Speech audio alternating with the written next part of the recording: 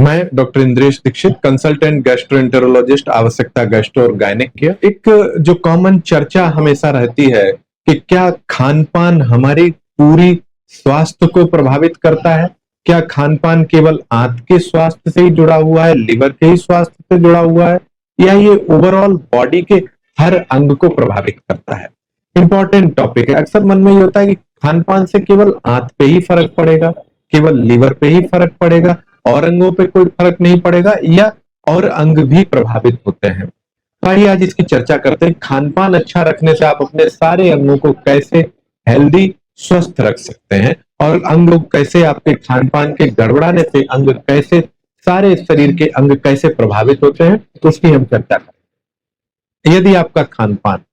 अच्छा है, अच्छा इन द सेंस कि जिसमें हरी साग-सब्जियां, फ्रूट, प्रोबायोटिक रिच चीजें और ऐसी चीजें जो कि आपकी आंत को सुकून देती हैं, जो आंत में अच्छे से पचती हैं, आंत में इन्फ्लेमेशन को नहीं बढ़ाती हैं, तो इनके न होने से आंत जब स्वस्थ रहती है तो उसकी वजह से इन्फ्लेमेशन कम होने की वजह से आपका लिवर स्वस्थ रहता है, इन्फ्लेमेशन कम होने की वजह से आपका हृदय स्वस्थ रहता है, इवन फेफड़ा, मस्तिष्क सभी पर पॉजिटिव इफेक्ट पड़ता है। यदि आपके खान पान में बहुत इन्फ्लामेटरी चीजें हैं, जैसे मसालेदार, चिकनाई, सेचुरेटेड फैट और अत्यधिक जो है वसा युक्त चीजें, जो कि आपके खान पान को जो है बहुत चिकनाई वाला, इन्फ्लामेशन वाला बनाते हैं, तो आंत में जब इन्फ्लामेशन का कैस्केड, आंत को इरिटेट करने वाला कैस्केड जब चालू होता है,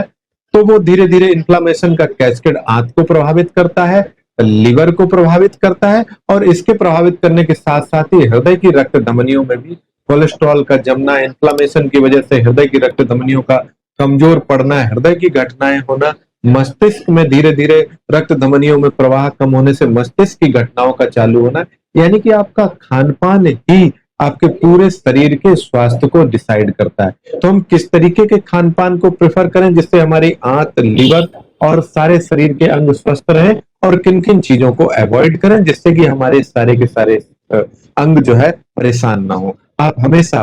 पानी की मात्रा को अच्छा रखें, पानी हमेशा स्वच्छ पिए, पानी के अलावा ठंडे पानी से बचाव करें, हरी साग सब्जियों के सेवन पर ज्यादा फोकस करें, और प्रोबायोटिक रिच चीजें जैसे दही, छाछ, लस्सी और प्रोबायोटिक युक्त चीजें लें, और तेल, मसाले, अत्यधिक सेचुरेटेड फैट में बनी हुई चीजें, रेडीमेड गरम मसाला, लाल मिर्च टाइप की चीजें जो आंत में इन्फ्लामेशन, सूजन और छाले के कैस्केड को चालू करती हैं, और आजकल रिसर्च कह रही है कि यही कैस्केड अल्टीमेटली हर अंग को प्रभावित करता है। उसी से लिवर प्रभावित होता है, उसी से ब्रेन प्रभावित होता है, इम्यून सिस्टम, आपकी रोग प्रतिकारक क्षमता भी उसी से प्रभावित होती है। धीरे धीरे रोग प्रतिकारक क्षमता खराब खान पान के साथ में, बहुत ज्यादा बाहरी खान पान के साथ में घटता जाता है, और धीरे धीरे इन्फेक्शियस बीमारियां, नॉन इन्फेक्शियस बीमारियां जैसे डायबिटीज, बीपी, हृदय, मस्तिष्क, मनोरोग, इन सभी बीमारियों को लिवर और आंत की बीमारियों के साथ में एक के पीछे एक कड़ी जुड़ने का श्रृंखला